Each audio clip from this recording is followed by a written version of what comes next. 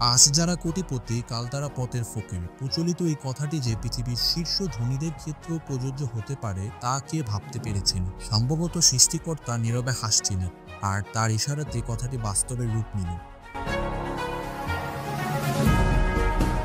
আমেরিকার লস অ্যাঞ্জেলেসে ভয়াবহ দাবানল এসব বিলাসবহুল অট্টালিকা ও সাজানো বাগানবাড়িতে ধ্বংসস্তূপে পরিণত করেছে। ইতিমধ্যেই 12,000-এরও বেশি ঘরবাড়ি ভস্মীভূত হয়েছে। সবকিছু উলটপালট হয়ে যাওয়ায় অসংখ্য মানুষের আশ্রয় কেন্দ্র ছুটতে হচ্ছে। প্রাণ বাঁচাতে বহু মানুষ নিরাপদ আশ্রয়ের খোঁজে পালিয়ে যাচ্ছে। স্থানীয় প্রশাসন তথ্য মতে এই দাবানলে 2 লাখেরও বেশি মানুষ ঘর ছাড়তে বাধ্য হয়েছে, যার অর্থমূল্য প্রায় 2,500 কোটি টাকারও বেশি। লস অ্যাঞ্জেলেসের দাবানলে ঘরবাড়ি হারিয়ে হাজারো মানুষ চরম সংকটে পড়ছে। এখন পর্যন্ত 82,000 মানুষকে এলাকা খালি করার নির্দেশ দেওয়া হয়েছে। আরও 90,000 জনকে সতর্ক করে স্থান ত্যাগের প্রস্তুতি নিতে বলা হয়েছে।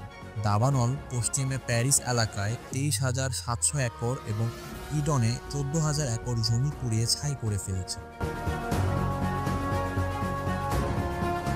ক্যালিফোর্নিয়া ফায়ার সার্ভিস জানাচ্ছে লস অ্যাঞ্জেলেসের পূর্বে সান বার্নার্ডিনো কাউন্টিতে নতুন করে আগুন ছড়িয়ে পড়েছে। এতে আশ্রয়হীন মানুষের শহরে এক প্রান্ত থেকে অন্য প্রান্তে ঘর ভাড়ার সন্ধানে ছুটছে, ফলে ভাড়া 20% পর্যন্ত বেড়ে গেছে। এখন একটি ঘর যেন সোনার হরিণে পরিণত হয়েছে। বাস্তুহারা মানুষ কেউ বন্ধুবান্ধব বা আত্মীয়র বাড়িতে আশ্রয় নিয়েছেন, কিন্তু চরম মানসিক চাপ ও উদ্বেগে দিন কাটাচ্ছেন। রিয়েল এস্টেট এজেন্টরাও বিপাকে, কারণ দাবানলের আগে বাড়ির সংকট ছিল তীব্র। এখন পরিস্থিতি আরও ভয়াবহ। ফোনের এত চাপ যে কর্মচারীরা রিংটোন পর্যন্ত বন্ধ রাখতে বাধ্য হচ্ছেন। আগুন এখনও জ্বলছে, পরিস্থিতি আরও খারাপ হতে পারে। রিয়েল এস্টেট বিশেষজ্ঞরা বলছেন ক্ষতিগ্রস্ত শহর ও অবকাঠামো পুনর্গঠনে 3 থেকে 5 বছর সময় লাগতে পারে। তবে এর মধ্যেই নতুন দাবানলের জন্য সবাইকে সতর্ক থাকতে বলা হয়েছে। কর্মকর্তা নির্দেশ দিয়েছেন যে কোনো সময় নতুন নোটিশ এলে দ্রুত এলাকা ছাড়তে হতে পারে।